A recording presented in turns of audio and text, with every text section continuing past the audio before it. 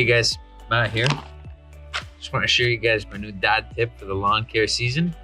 If you want green, golf course quality lawns, Dutch Science has a blend that's tried and true. 1 teaspoon per liter. Got 4 liters here. Keep this grass growing nice and green. I like to do my lawn 3 times a year. Once at the beginning of the season, once in the middle, and then right before fall. Try and water it, try and fertilize it right before it rains. Let those nutrients soak deep into the roots of the grass. And you keep this grass going green.